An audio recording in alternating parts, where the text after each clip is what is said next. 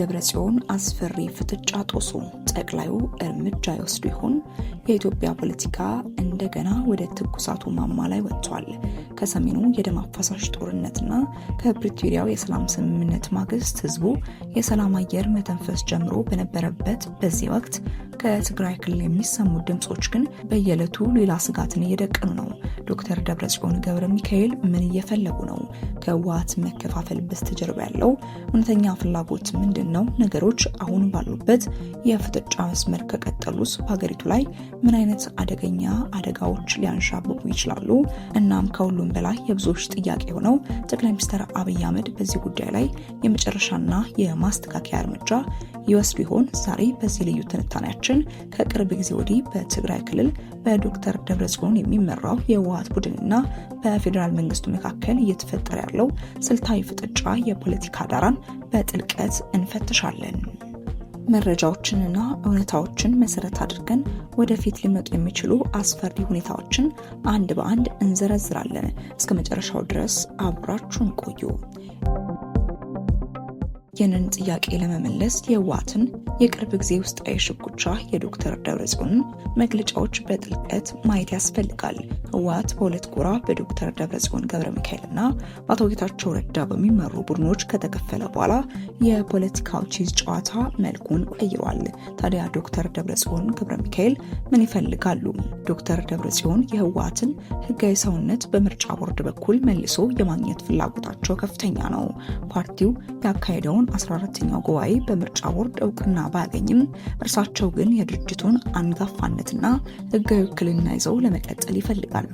በአቶ ጌታቸው ረዳ የሚመራውን የትግራይ ጊዜያዊ መስተዳደር ይፋዊ በሆነ መንገድ በመቀየር ወይም በፓርቲ ቁጥጥር ስር በማድረግ የክልሉን ጠቅላላ በጀት አስተዳደርና የጸጥታ መዋቅር በቀጥታ በእጃቸው ለማስገባት ይፈልጋሉ። ዶክተር ደብረጽዮን በክልሉ ያላቸውን የህዝብና የፓርቲ ደጋፊ ኃይል በማሳየት ከፌዴራል መንግስቱ ጋር በሚደረጉ ማናቸውም ድርድሮች ላይ ብቸኛና ወሳኝ ተደራዳሪ ሆነው ለመቅረብም ይሻሉ።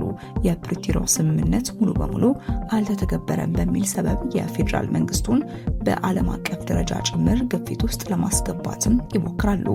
ነገሮች አሁን ባሉበት የቃላት ጦርነትና የኃይል አሰላለፍ ፍጥጫ ከቀጠሉ ውጤቱ ለትግራይ ህዝብም ሆነ ለጠቅላላው የኢትዮጵያ ህዝብ እጅግ አደገኛ ሊሆን ይችላል። ሊፈጠሩ የሚችሉ አስፈሪ እውነታዎችም የሚከተሉት ናቸው። የመጀመሪያው የክልሉ የጸጥታ መዋቅር መከፋፈል ነው።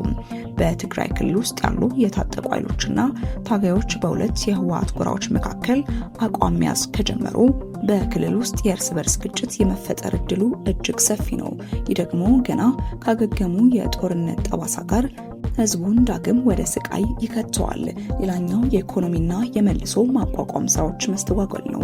የፌዴራል መንግስቱና ዓለም አቀፍ ለጋሾች ለትግራይ ክልል መልሶ ማቋቋም የሚያደርጉት ድጋፍ የሚቀጥለው የተረጋጋ አስተዳደር ሲኖር ብቻ ነው። ፍጥጫው ከቀጠለ ባንኮች፣ በጀቶችና የልማት ፕሮጀክቶች ዳግም ሊዘጉ ይችላሉ። የሰላም ስምምነቱ ዋና መሰረት የህወሓት ትጥቅ መፍታትና ከፌዴራል መንግስቱ ጋር በሰላማዊ መንገድ መስራት ነው። የዶክተር ደብረጽዮን ቡድን መስመሩን እያጠበበ ከሄደ ስምምነቱ አደጋ ላይ ይወድቃል።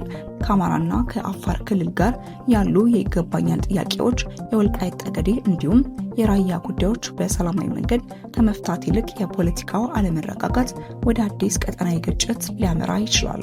አሁን ወደ ትልቁ ጥያቄ እንምጣ። ጠቅላይ ሚኒስትር አብይ አህመድ እርምጃ ይወስዱ ይሆን? የፌዴራል መንግስቱስ እስካሁን ጉዳዩን የፓርቲ ውስጣዊ ችግር ነው በሚል በሆደ ሰፊነት ለማለፍ ቢሞክርም ነገሮች የሀገርን ደህንነት የሚነኩ ከሆነ ግን ዝም ሊሉ እንደማይችሉ የፖለቲካ ተንታኞች ይናገራሉ።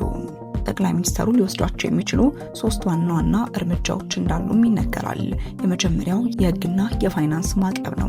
የብሔራዊ ምርጫ ቦርድ የዶክተር ደብረጽዮን ስብስብ ህግ አይደለም ካለ የፌዴራል መንግስቱ በህገወጥ መንገድ የሚንቀሳቀስ ቡድን በሚል የክልሉን በጀት በቀጥታ ለአቶ ጌታቸው ረዳ አስተዳደር ብቻ ማስተላለፍ ሊቀጥል ይችላል። ይህ ደግሞ የደብረጽዮን ቡድን የገንዘብና የቁሳቁስ አቅርቦት ያሳጠዋል። ሁለተኛው የፌዴራል ጣልቃ ገብነት ነው። በትግራይ ክልል የህዝብ ደህንነት አደጋ ላይ ከወደቀና የሁለቱ ቡድኖች ፍጥጫ ወደ ታጠቀ ግጭት ካመራ የፌዴራል መንግስቱ የሀገር መከላከያ ሰራዊቱን በመጠቀም ህግና ስርዓትን ለማስከበር ቀጥተኛ ጣልቃ ገብነት ሊያደርግ ይችላል። የመጨረሻው የፖለቲካ ማግለል ነው። ጠቅላይ ሚኒስትሩ አሁንም ቢሆን ከአቶ ጌታቸው ረዳ ጋር ያላቸውን የስራ ግንኙነት በማጠናከር የዶክተር ደብረጽዮንን ቡድን ተደራዳሪነት ማዳከም ይፈልጋሉ። በቅርቡ የተደረጉት የብሔራዊ ደህንነት ምክር ቤት ስብሰባዎችና መግለጫዎች እንደሚያሳዩት መንግስት ከህግ ውጭ የሚደረጉ ማናቸውም የኃይል እንቅስቃሴዎችን እንደማይታገስ አስጠንቅቋል። ስለዚህ ጉዳይ በርካቶች ምን ይላሉ? እንደ ብሔራዊ ምርጫ ቦርድ ይፋዊ መግለጫዎች፣ እንደ አፍሪካ ህብረት የሰላም ስምምነቱ አስፈጻሚ ኮሚቴ ሪፖርቶችና የሀገር ውስጥ የፖለቲካ ተንታኞች ትንታኔ ከሆነ የትግራይ ፖለቲካ መረጋጋት የሚችለው የፓርቲ ፍላጎት ከህዝብ ሰላም በታች መሆኑ ሲታመን ብቻ ነው። እንደ አምነስቲ ኢንተርናሽናል እና የመንግስታቱ ድርጅት ሪፖርቶች ክልሉ አሁንም ከከፍተኛ የራብና የመፈናቀል አደጋ ስር በመሆኑ ሌላ ጦርነት የመሸከም አቅም የለውም። ለማጠቃለል ያህል የዶክተር ደብረጽዮን አስፈሪ ፍጥጫ ጦሱ የትግራይን ህዝብ መልሶ ወደ ጨለማ እንዳይከተው ትልቅ ስጋት አለ። የፌዴራል መንግስቱ እስካሁን በትዕግስት ነገሮችን ቢከታተልም ወደ ቀይ መስመሩ ሲታለፍ ግን ጠቅላዩ ጠንከር ያለ የህግ ማስከበር እርምጃ መውሰዳቸው የማይቀር ይመስላል። የኛ የዛሬው ጥያቄ ለእናንተ ለውድ ተመልካቾቻችን ነው። ዶክተር ደብረጽዮን ገብረ ሚካኤል የጀመሩት ፍጥጫ መጨረሻው ምን ሊሆን ይችላል? ጠቅላይ ሚኒስትር አብይ አህመድ ምን አይነት እርምጃ መውሰድ አለባቸው ይላሉ? የእናንተን ጠቃሚ አስተያየት በኮሜንት መስጫ ላይ አስፍሩልን። ቪዲዮን ከወደዳችሁ ላይክ ማድረግ እንዳይረሳ፣ ለሌሎች እንዲደርስም ሼር ማድረግና አዳዲስ ወቅታዊ መረጃዎችና ትንታኔዎች እንዲደርሳችሁ ቻናላችንን ሰብስክራይብ በማድረግ ቤተሰብ እንድትሆኑ እየጠየቅን በቀጣይ እስክንገናኝ ድረስ ተሰናበትን። መልካም ጊዜ